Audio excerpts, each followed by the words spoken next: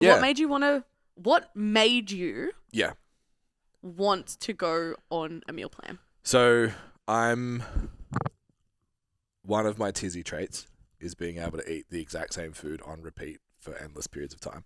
I think I worked out I ate the same breakfast for 8 years. Yep. Just like day in, day out. Some things you don't need a diagnosis for. Yeah. Yes, like that's a thing. Yeah. So, but we said like I haven't been in a surplus for so long, and I had to like relearn habits from that. Like when I was pushing up to 100 kilos, like 650 grams of carbs a day, probably 250 protein, maybe 60, 70 grams of fat. Yeah. Like huge days of food.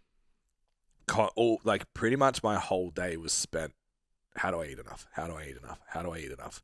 And I'm not like someone that eats a lot. I had to train myself to eat like early lifting career. Well, when you were younger, this is like probably so derogatory and insulting to a man.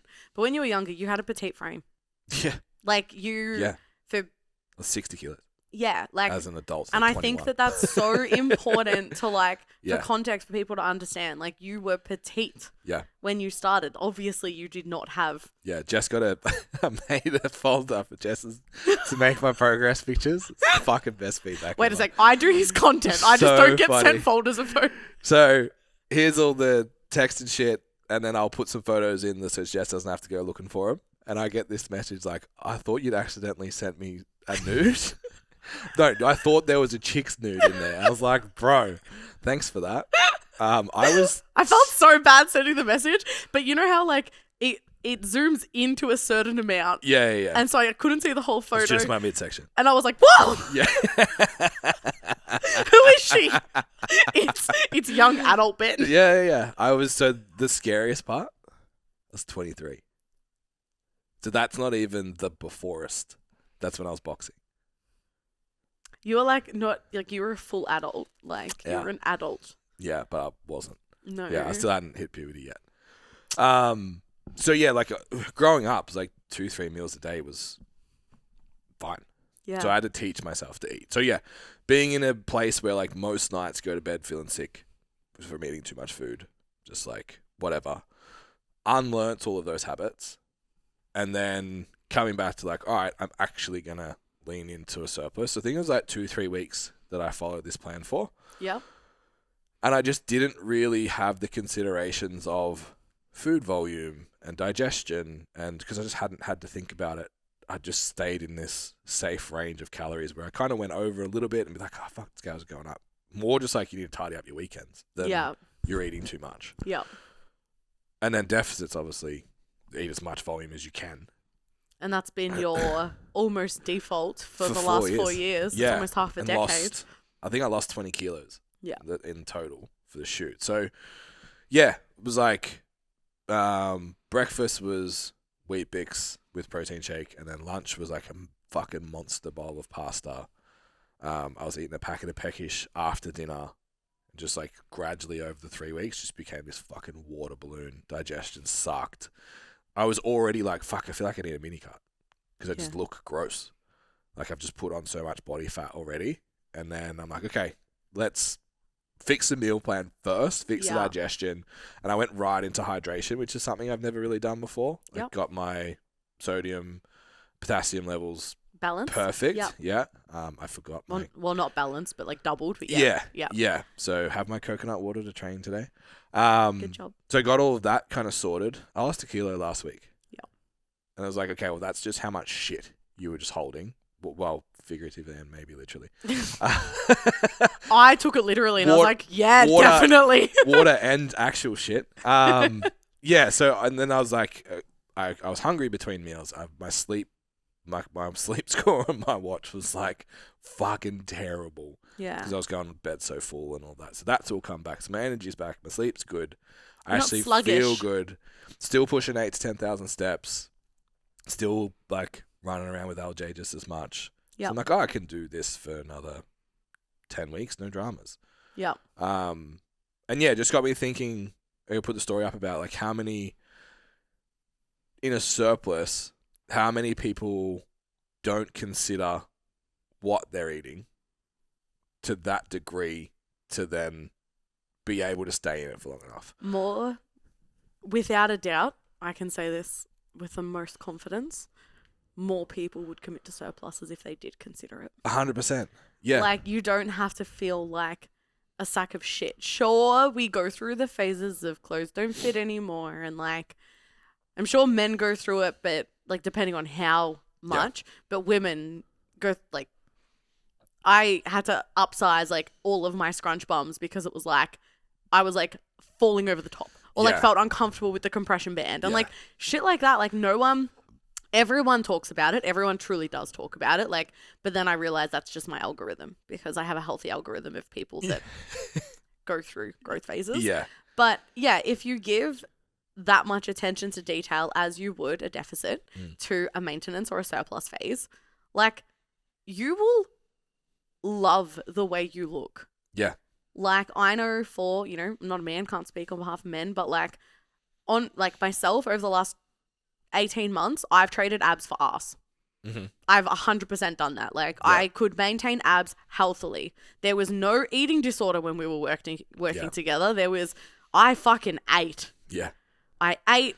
I was athletic. I was doing all of that stuff, and I could maintain abs on over 2,000 calories a day. Yeah. I've been there. I've done that. And it's like, okay, what do I have to do to look the way I want to look? I changed. I used to want to look like that CrossFitty, shoulders, quads. It was shoulders, quads, back, and abs. It was very CrossFitty looking. Now I'm like, cool, if I want to redirect and I still want to be back, I want to be posterior. Yeah. That's it. So let's just go posterior now. To do that, and like watching the abs fade, but then going through the discomfort period, then doing small cut, then being on the other end of that, and you're like, that was worth it. Okay. But it is so stressful. And when you're lean and you eat something off plan, yes, it can have the thing of like, fuck, I'm bloated, but it also can, like, if you're doing the cut properly, you're going to refeed a little bit and you're going to feel great when you've got carbs in, you're going to look better.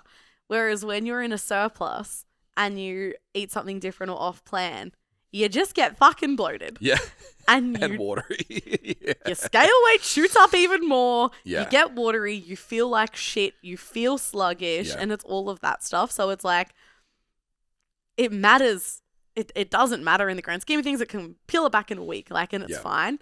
But yeah, I think that everyone's fear of what a surplus feels like, sure, we all talk about, how it physically feels different, but like, fuck me, like, your brain works, and like, physically, mentally, hormonally, like, strength-wise, performance-wise, like, everything is so much more fun. I think that's what was getting to me, is like, I went through this phase, I think, because I was so tired. We were talking about like just neurodivergence earlier.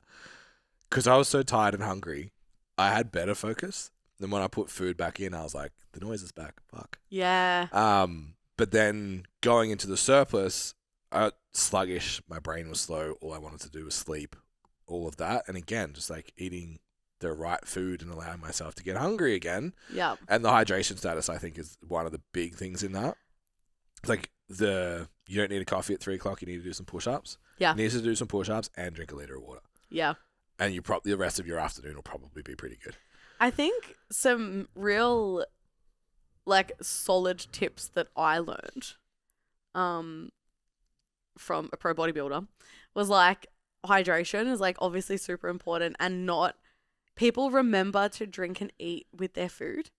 But it's like, that's just going to fill you up and make you feel so much shitter. Yeah. So it's like, yes, the hydration, and like, people really do underestimate the sodium potassium balance and how that affects your body composition, your cognition, your like every performance, like all of it. Yeah. But I'll let Jason talk about that stuff. Well, it's interesting you said that, because like, I've been thinking about with my performance coaching, with business owners, I'm like, this has to be something we talk about. Jess and I are like best friends, like now housemates, and I coach her. And for a while there, like whilst I was moving in, like we shared, so odd, like we just shared a bedroom because like the spare bed wasn't there yet, whatever. And I could see, she's going to listen to this and lose her mind. She would get up to pee so many times in the middle of the night. Mm-hmm. And I was like, I woke up the next morning and I was like, hey, can we talk about a few things? Like, and I balanced, like, I fixed her potassium to sodium ratio. We spoke about, like, that stuff because there was, like, a few different things because, like, she wasn't drinking before bed, so it wasn't that. Sometimes, like, depending on your capacity, like, protein towards the end of the day can kind of affect that, like, how much you pee, and then it was, like, sodium, potassium. So I was like, we're going to start there. Yeah. Like, we're going to start there and work our way back. And it's made such a difference. Like, even in stuff like that, like, how much you're peeing. Yeah. And whatnot. When you wake up in the morning, if you're someone that's like struggling to get your water or hydration, if you have hydrolyte or you have your whatever, wake up in the morning and drink 500 mils to a liter of water straight away. Yeah. That is when you are the most dehydrated. That is when your body is going to absorb the most and you're not going to complain as much. Yeah. And you're also not going to be fucking full at every single meal. Yeah. The other one, as a girly that has autoimmune issues surrounding my bowel, go for a walk after you eat. Yeah. Yeah. Get the Huge. food to move. Yeah. Get the food to move around. Do not eat, especially in a surplus. Do not eat and sit down. You will sleep. Yeah. You will just be a sleepy person. So I've been working my way towards time I would spend steps, cardio in a deficit. Yeah. Like that needs to be mobility work in the surplus. Nice. Because like the especially again, like looking at my female clients that go into a surplus and the complaints that they have, experiencing it myself because I just lived like that. It's like everything hurts all the time. And now you can like scratch your back and you're like, wow. Yeah, now it's new and now I can't. I'm like, Yeah. I can't fucking. Yeah. I've got one of those big loafers on a stick to wash my own back. Yeah. I washed my back. I am that guy. I did that in my head. I'm so happy you did it. So just like once I feel like for a female, once the mobility goes, you feel sluggish, heavy. Like you don't have that. You want to feel light because you've been told light is good. Yeah. So as soon as you feel rigid, I see it happen with powerlifters all the time as well. The last 6 weeks, they're like, oh, I just feel so.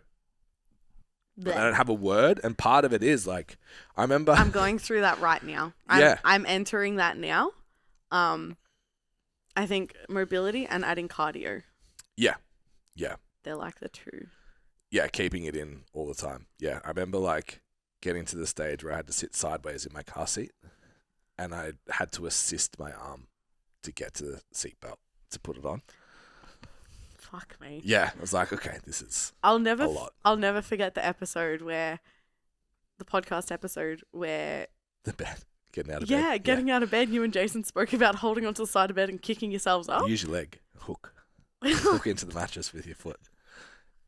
Like, I can't believe that Jace also did it. That blew my fucking mind. I like the fact that was we say universal, like universal experience for you two. And I'm like, what do you mean that you can't just like sit up? Yeah. Yeah. Wild. Yeah. Wild work. But yeah, I guess like taking it back to the point, like you're always going to aim to get that. Like everyone is going to aim for health. So, you know, that 8,000 to 10,000 steps a day is very doable for pretty much everybody.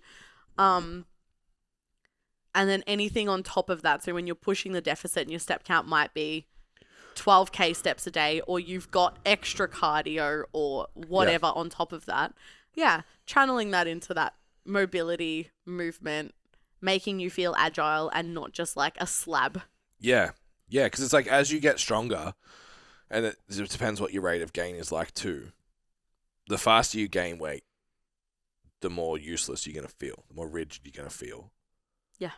When that strength progresses quick. And then you start to get niggles and shit starts to not work the way that it should. Yeah. And then training sucks and everything hurts. And then you lose that momentum of the surplus because you can't push in your training and all that kind of shit. So the last time you were in a surplus, you were a powerlifter, so you were squat benching and deadlifting. What are your main compounds now and how do your joints feel? I'm saying this because my shit hurts and I know that I'm not doing enough. Yep. Because I've put on probably 4 kilos already. And I know that's been enough to be like, I'm not moving well. Yeah. So like my shoulders hurt. I feel twisted. Like I probably need to go get a treatment. But I moved away from powerlifting because I didn't have the time to commit to the other work I needed to do. Yeah. And the training. Yeah. So if training was a 2-hour session and I needed a half-hour warm-up and I probably needed to do half an hour of mobility before bed based on the amount of weight that I was putting on to not be in pain, I wasn't willing to do that. And then training sucked because I was in pain. Yeah. It's like, I'm going to go do something else. This isn't working for me anymore. Now, like, the cool part, I think, and I'm not aiming to get on stage or to have the best possible physique. Like, there's an element of, like, lifestyle in there for me, which means for the most part, I can choose exercises that I like and like me. Yeah. So I don't, like, I had dips in there for a block. My elbow started, once I got strong, it was like, all of a sudden, like, the belt's going on and heaps of load, and like, oh, fuck, my elbows hurt. Okay, that's coming out and we're going to more flies. Yeah. Like, just... You probably just need to do dips as a warm-up now. Just body weight dips just to get that... Yeah. Get your scaps moving. And just not do them at 6 a.m. Yeah.